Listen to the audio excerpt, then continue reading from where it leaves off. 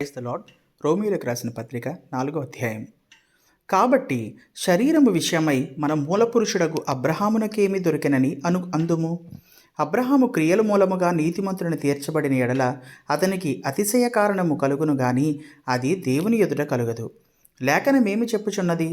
అబ్రహాము దేవుని నమ్మెను, అది అతనికి నీతిగా ఎంచబడెను. పనిచేయువానికి జీతము రుణమే గాని దానమని ఎంచబడదు. పనిచేయక భక్తిహీనుని నీతిమంతునిగా తీర్చువాని యందు విశ్వాసముంచువానికి వాని విశ్వాసము నీతిగా ఎంచబడుచున్నది.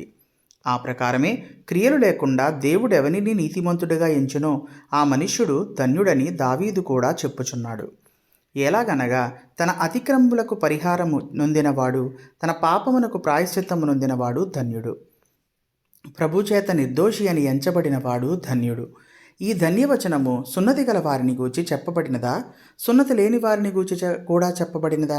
అబ్రహాము యొక్క విశ్వాసం అతనికి నీతి అని ఎంచబడినను చున్నాము గదా. మంచిది. అది ఏ స్థితి యందు ఎంచబడెను? సున్నతి కలిగి ఉండినప్పుడా, సున్నతి లేనప్పుడా? సున్నతి కలిగి ఉండినప్పుడు కాదు, సున్నతి లేనప్పుడే. మరియు సున్నతి లేని వారైనను నమ్మిన వారికందరికీ అతడు తండ్రి యగుట వలన వారికి నీతి ఆరోపించుటకై అతడు సున్నతి పొందక మునుపు తనకు కలిగిన విశ్వాసము వలనైన నీతికి ముద్రగా సున్నతి అను గురుతు పొందెను. మరియు సున్నతి గల వారికిని తండ్రి యగుటకు అనగా సున్నతి మాత్రము పొందినవారుగాక మన తండ్రి అయిన అబ్రహాము సున్నతి పొందక మునుపు అతనికి కలిగిన విశ్వాసము యొక్క అడుగుజాడలను బట్టి నడుచుకున్న వారికి తండ్రి యగుటకు అతడు ఆ గురుతు పొందెను.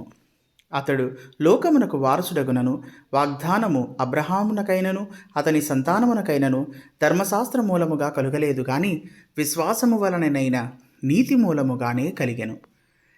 ధర్మశాస్త్ర సంబంధులు వారసులైన ఎడల విశ్వాసము వ్యర్థమగును, వాగ్దానమును నిరర్ధకమగును. ఏలయనగా ధర్మశాస్త్రము ఉగ్రతను పుట్టించును, ధర్మశాస్త్రము లేని ఎడల అతిక్రమమును లేకపోవును. ఈ హేతువు చేతను ఆ వాగ్దానమును యావత్ సంతతికి అనగా ధర్మశాస్త్రము గల వారికి మాత్రము కాక అబ్రహామునకున్నట్టి విశ్వాసము గల వారికి కూడా దృఢము కావాలనని కృపననుసరించినదై ఉండునట్లు అది విశ్వాసమూలమైనదాయను. తాను విశ్వసించిన దేవుని ఎదుట అనగా మృతులను సజీవులనుగా చేయువాడును, లేని వాటిని ఉన్నట్టుగానే పిలుచువాడునైన దేవుని ఎదుట అతడు మనకందరికీ తండ్రి అయి ఉన్నాడు. ఇందును గూర్చి నేను అనేక జనములకు తండ్రినిగా నియమించి తిని అని వ్రాయబడి ఉన్నది. నీ సంతానము ఇలాగ ఉండునని చెప్పిన దానిని బట్టి తాననేక జనములకు తండ్రి అగునట్లు నిరీక్షణకు ఆధారము లేనప్పుడు అతడు నిరీక్షణ కలిగి నమ్మెను.